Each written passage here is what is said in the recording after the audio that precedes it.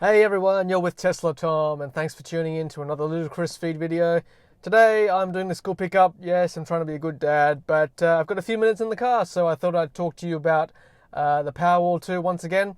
Now, I've had the Powerwall 2 now since August last year, which makes it about 9 months. So I feel like I'm a little bit more qualified now to talk about the things I love about the Powerwall and some things that I don't love so much, which I think you should be aware if you're thinking of buying a Powerwall 2 or a battery solution for your house. So let's jump straight into it. These are my top 5 awesome and not so awesome things about the Tesla Powerwall 2. Awesomeness, well, number 1, and by the way, these are not in any particular order, so let's call it A. Point A. Now, the Powerwall 2 app is highly addictive, okay? It basically makes me more energy conscious. I look at this app like at least 10 times a day. I'm a bit embarrassed to say it, but every hour at least I'll check out what's going on and how much energy my house is using and whether I've got enough in my Powerwall 2 tonight to get me through the peak hours when electricity is expensive. So I think just with the fact that you've got a Powerwall 2 app will make you very energy conscious. You have a look at all your energy and all your appliances in your house and have a think about whether you need them on. For example, lights, whether you need all those lights on at once, whether you can change them to LED, whether your dishwasher, you can use it at night time rather than during the day. Your ironing, your cooking, your cleaning, all those things, whether they can be moved to a time when it's a bit less expensive.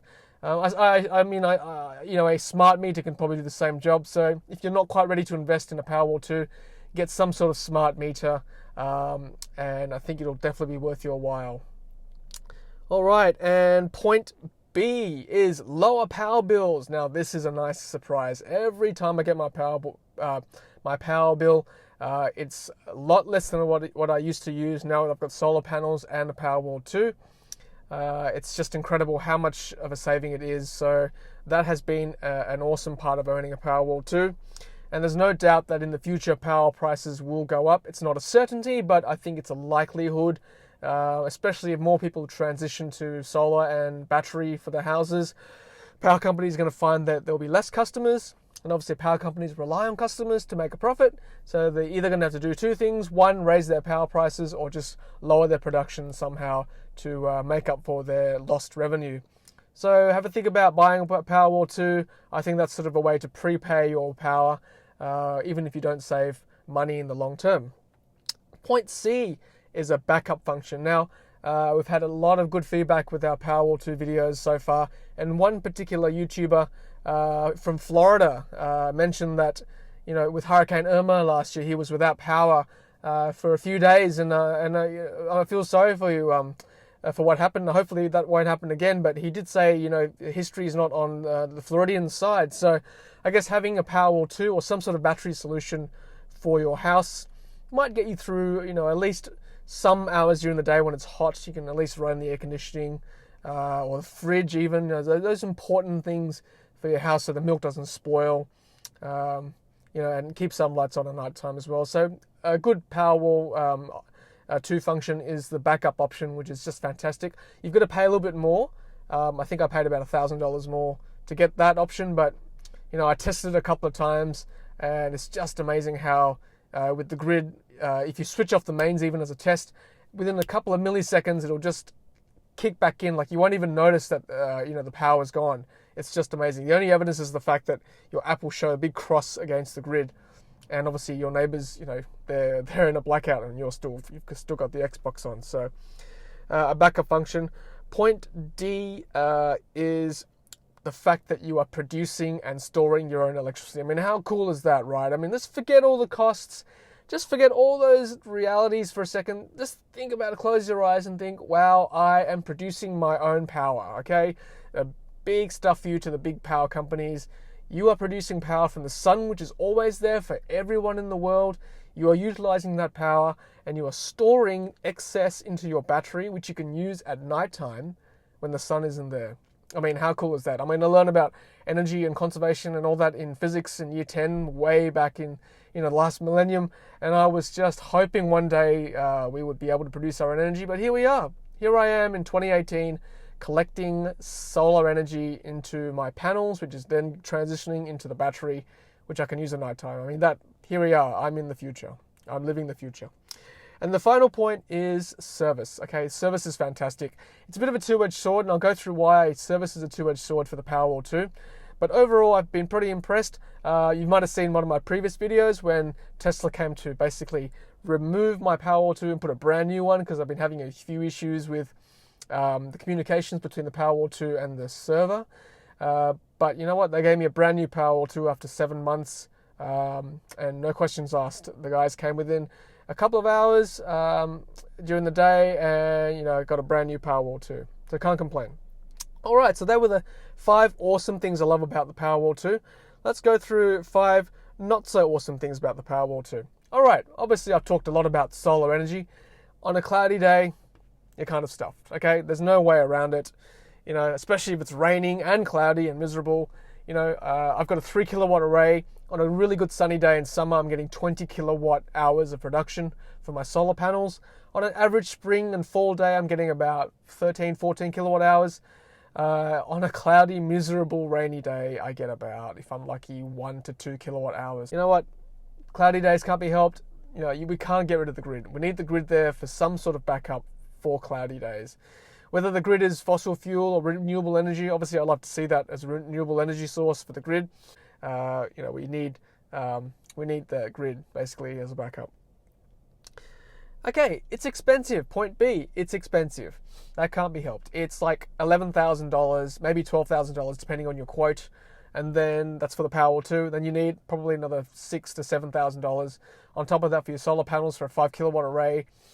Maybe more, depending how big your house and how much electricity you're using. It's a lot of money, okay? If you're looking at $20,000 setup, it's not just the cost, but it's the opportunity cost. I mean, that money could have been put into shares, property, a business you want to start, okay? That's the nature of it. You can't get something for nothing. Energy costs money. So if you're borrowing from the bank, Australia currently, you can get a personal loan from maybe, if you're lucky, 5%. Home loans about 3 to 4% currently. So, there is a cost of borrowing money and the opportunity cost of not putting that money somewhere else. So keep that in mind if you're considering a Powerwall 2. We've talked about lost opportunity costs, so I'll make that point C. Point D, battery degradation. So Tesla has a 10-year warranty on its Powerwall 2, and in the fine print, which I put in this video, it says that at the 10-year mark, the expected efficiency is 70%. So if you've got a Powerwall 2, which is 13.5 kilowatt hour efficiency, then 70%, you're looking probably 10 to 11 kilowatt hours after 10 years. I haven't done the maths on that yet, but that's expected for the warranty. It might be better. We just don't know. But I guess we know for sure that lithium-ion batteries, whether it's for your mobile phone or for your computer, for your car, for your Powerwall 2, it's going to degrade and lose its efficiency over time. So that's not so good. But you know what? Think about this. I mean, any fossil fuel power plant, it's not 100% all the time. There's always efficiency problems. It needs to be maintained. So that costs money as well. Any renewable energy is going to cost money. You've got wind farms, solar farms. They need to be maintained like anything. And the last thing I'll talk about is the service. So like I said in the 5 things that were awesome, it's a two-edged sword. Service is not great if you're trying to call the service helpline.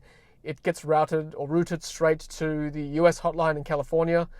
And then they're okay. They'll take your details and things. You can't always get through to a technician. Sometimes it gets rerouted back to a solar technician, which doesn't really help. They'll just take your details and your problems. And if you're lucky, someone will call you back. When I had a problem with my Powerwall 2, I had to call the same number several times, and they refused to give me an Australian number. I had to go through a few other channels, like, for example, the Tesla Facebook group that I'm with. I had to call someone. So I had to speak to someone who was a installer for Powerwall 2 to talk to Tesla directly. Yeah, you know what? I think the best thing to do is actually to get a local installer to do your Powerwall 2. By this I mean, there's 2 ways you can buy a Powerwall 2. You can either get it through Tesla directly. You can go through another company, a third-party reseller. I think that's probably the best way to go if you want long-term post-sales service. Then at least you've got that point of contact.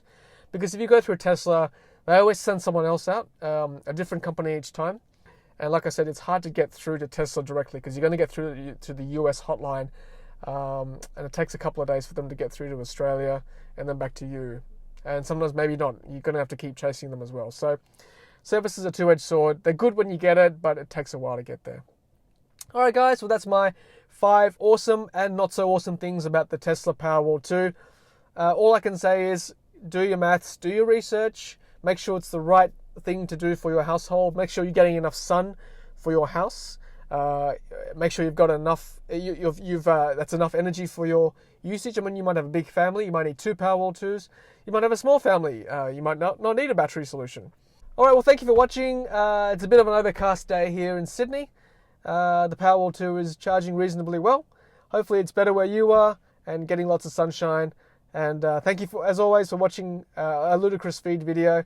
And as always, happy charging. Hey, thanks for watching, and thank you for helping us to bring the electric vehicle revolution to Australia. If you've enjoyed our videos, please take a moment to hit subscribe.